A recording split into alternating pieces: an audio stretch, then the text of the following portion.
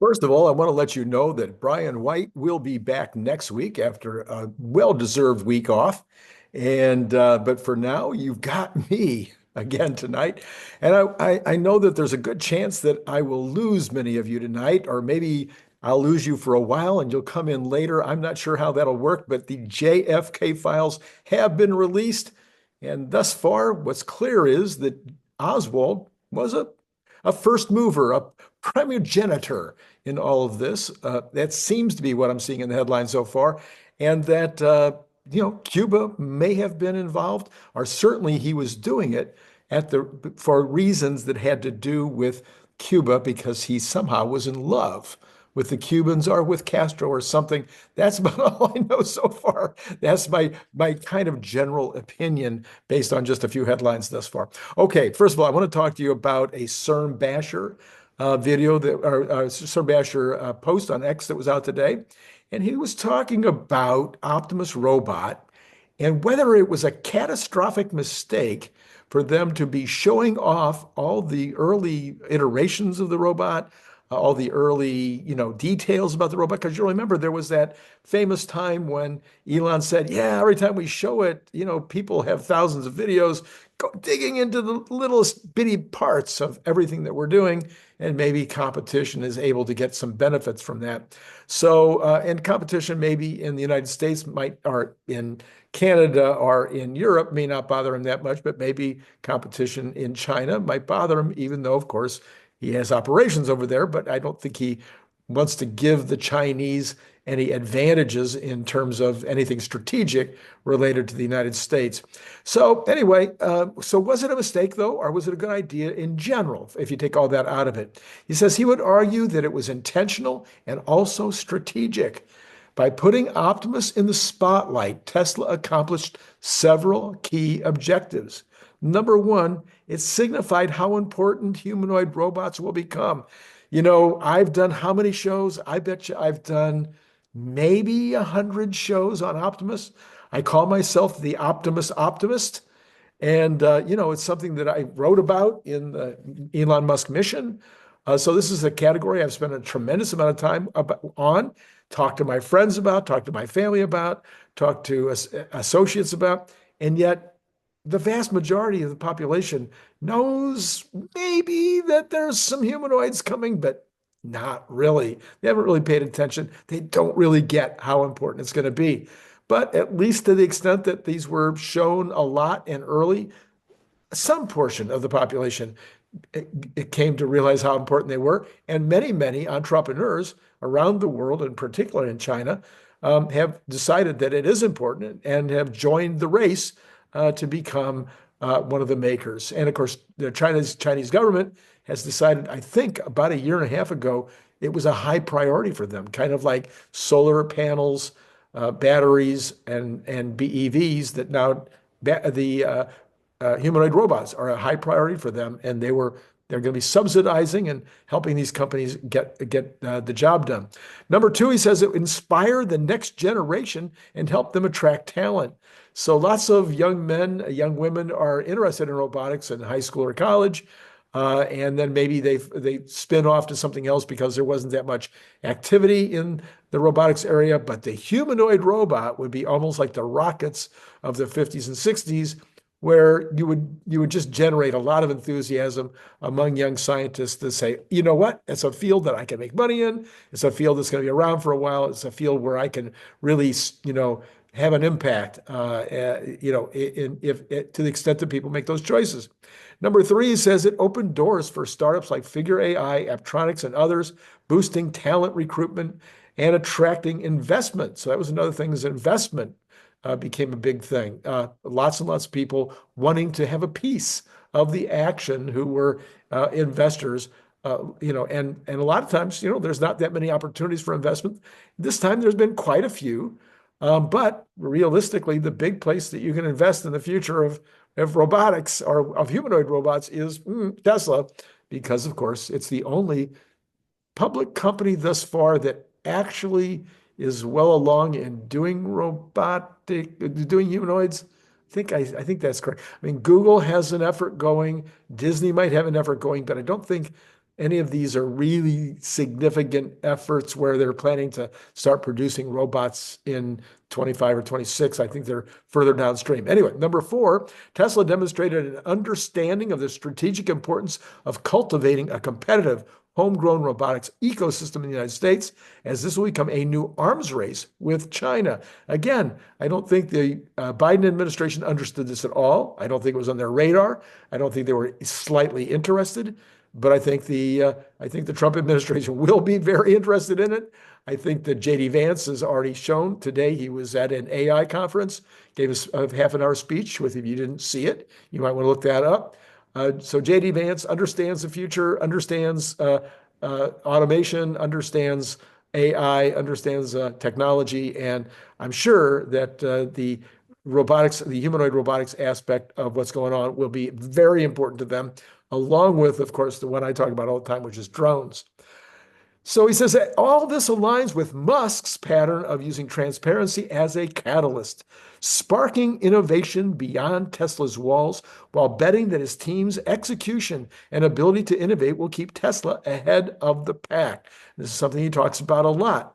He doesn't mind the competition, invites the competition. It makes everybody stronger, makes everybody feel like they got to work harder in order to stay ahead. And in Tesla's case, that is by rapid iteration, by being willing to break things, to move fast and break things, and then, get the next iteration done. So he says, far from a blunder, it was a bold move and a grander vision to accelerate humanity's technological progress. I got it out of my mouth somehow. I've had some polls out over the last few days, and I want to bring those to you because I think they were really super fun, okay, and interesting, the results. So number 1, I said, what will Chairman Powell do tomorrow? And the first choice was a 25 basis point cut. 1/4 of you thought that that was a possibility. Then I said, how about no cut with a hawkish report? And 25%, about 1/4 of you said that one. How about no cut, but with a dovish reporting afterwards? And that got almost half of you, 46% thought it was going to go that way. And then I said, what about a 25 basis point raise? Only 1% thought that was going to be the possibility. Okay, then I did... and by the way, I think if you listen to the Gibbs, Nicholas Gibbs and I talked about it earlier, we agree with you, 50%, that 50%. We think that it's going to be a no cut. I think there's a chance of a cut. I said 75%. I think 75% was wishful thinking, or what I think he should do. And I think it would be make him look smart, make him look like he's ahead of the game. But probably what's going to happen is no cut. And a no cut, no increase, and a dovish assessment. Okay, then how about your view of Trumponomics so far? Is Trumponomics doing well? So number 1 was, I said, is it perfect? And he should just keep at it. 55% of you thought that was the right answer. I said, the next choice was time to dial it back. 20% thought it was time to dial it back a bit, let things settle down for a while.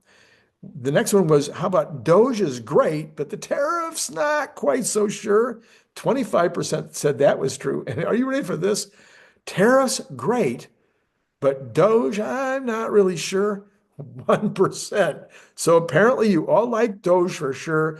Some of you are a little uncertain about the tariffs, but for the most part, those of you who follow me on X thought that that Trumponomics is going phenomenal. All right, what about this one? Where's Tesla going next? First choice was 222 is the bottom. 1/4 of you thought that 222 is it. How about going under 200? 14% thought it's going under 200. What about we'll test 200? 36% of you, the highest number, thought we're going to go below 222, but we're going to test 200, maybe bounce off of 200. And there you go. That was all because the rest was view only. So if you want to, that was 25%. So you want to add 33% to all those. If percentage-wise, it would be 36% think 22% is the bottom. About 21% think going up going under 200, and about 48%, about half of you think it will test 200. All right, what about the next one? The next one was, whoops, where'd it go? What happened here? Oh my goodness. I'm very sorry to, there we go. What about the stock market? Again, if you just listen to me and Nicholas, we are talking about what is going to happen next with the stock market. You can go back and check that video out. What will happen next? The correction is over. So we come down to 10%. And is the correction over? We're not going to go any lower. We're going to stay at 10% or go back up. 15% of you thought that that was what's going to happen. How about going full bear, which would mean going down another 10% to a total of 20% on the S&P? Going full bear gets 32% of you. 32%, yeah. How about flat for 3 months? That is, by the way, my position. I think we're flat for 2 to 3 months. End of May, we should be rolling again. That got 1/4, about 27% of you. And then moving up after April 2nd, about 1/4 of you for that one as well. Moving up quarter after April 2nd, and the tariffs is finalized. All right. Then finally, I did this one. Oops, that is not true. That is actually that was it. Those were the only 4 I did. I talked about this with Nicholas Gibbs, but I wanted to report it again in case you didn't watch it. I wanted to talk about something I think is really, really important about the tariffs. Imports only represent 14% of total GDP. If those tariffs were 10% higher than that, if somehow the tariffs, I'm sorry, not 10% higher, if tariffs added 10% to that entire 14%, which I think is absolutely not going to happen, not even close. But if somehow that would be a 1.4% increase in the total price of everything you pay for when you go out and buy stuff. I don't think that's going to happen, but I think that is an indication. That's a way to look. But a way to look at it in terms of will that be true is if we're charging an increase on the oil out of Canada. Let's say that we've increased that. Well, do you think there's oil all around the world, including the United States, that we could use instead, so that we may never even import any of that oil with that additional increase? Anyway, those are the kind of things we've been talking about a lot on the channel. So that would be not a big deal, I think, if you want to think of it that way. It's like, okay, that's not necessarily going to be the biggest thing ever if we have a roughly 1.4% increase in pricing for basically 1 year, because it's not going to happen, not going to add another 10% the next year. It would just be the one-time situation. So I think it's a nothing burger. I think that the stock market and the emotions around tariffs are completely overblown, having been in the business for 50-something years of importing and exporting, and knowing that you deal with tariffs, you deal with changes in tariffs, you deal with changes in the value of currencies, you deal with changes in markets, where one market is the greatest place to buy stuff this year, and 5 years later, nope, you can't buy stuff there anymore. The prices have gotten too high, and you go to some other country and start buying your stuff there. I've been doing this my whole life. I've seen it over and over and over again. So this is not new. It's not that different, but boy, the press has made a very big deal about it. And maybe that was Trump's, I thought all along, is that's how what he wanted to do. I am not really sure one way or the other on that. I think there was maybe one more thing I wanted to tell you about, is that, what would that other thing have been? Oh yes, let's talk about the Democrats' approval numbers going down to 27%, the lowest ever. I think that it's not shocking. The other time that this happened, as people have pointed out, was back when Bush took over, Bush 2 took over. There was a feeling like that was probably it for the Democratic Party, that they just lost their minds so completely. But you might remember that was during a time when we were looking at things like, men and women are exactly the same. They have all the same skill sets.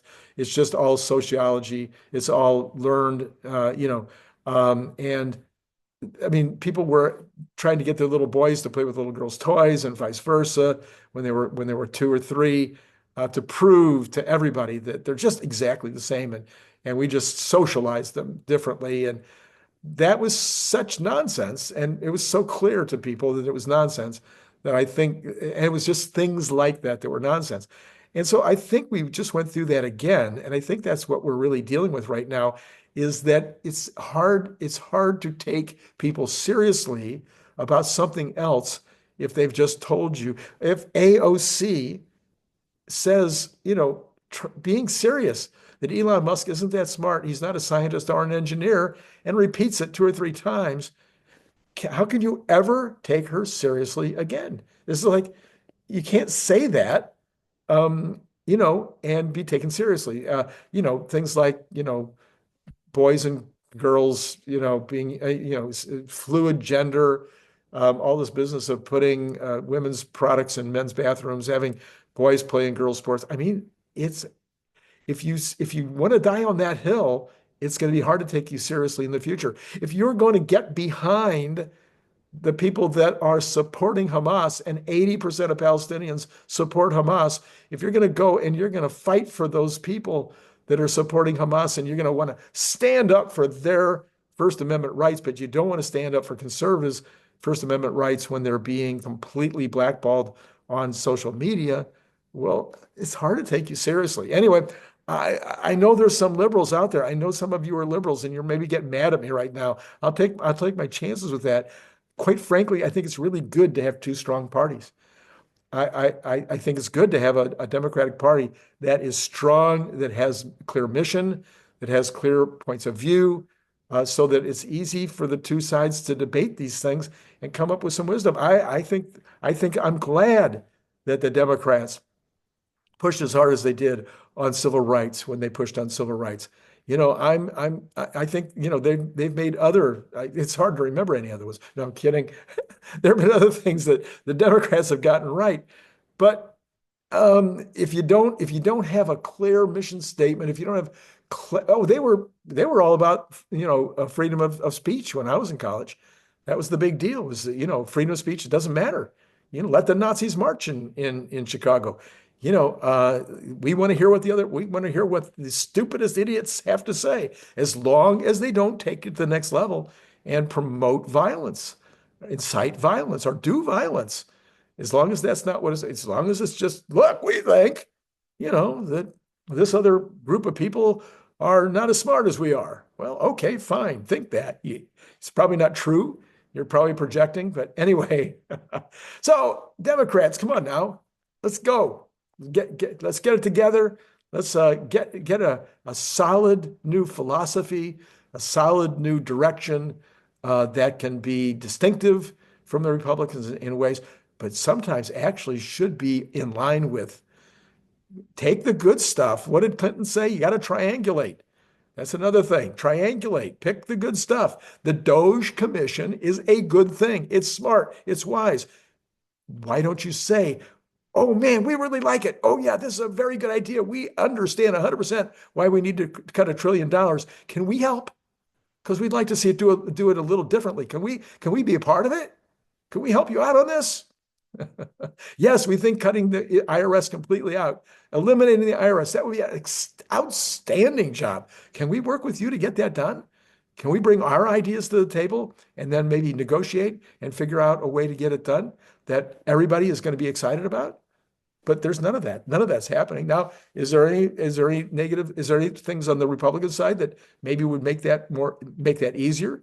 Maybe if Trump was reaching across the aisle and asking people to come to meetings, maybe if J.D. Vance was the one that was starting to, create that kind of environment. I don't know. Maybe it's partly the Republicans' fault too. But right now, it's not working for the Democrats, and it is working for the Republicans in a way that might mean that the Republicans are in office for maybe for a couple of generations. Anyway, we'll see what happens on all that. Those are a couple of things that were on my mind. I'm just sharing.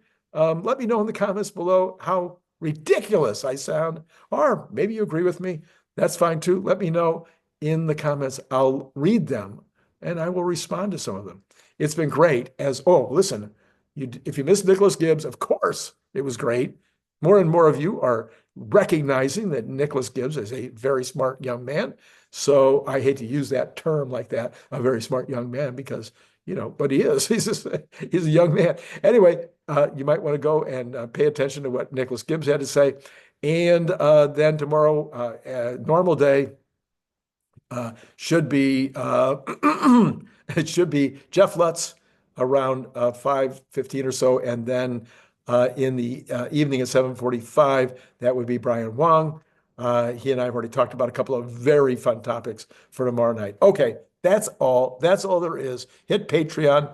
It's been great talking to you.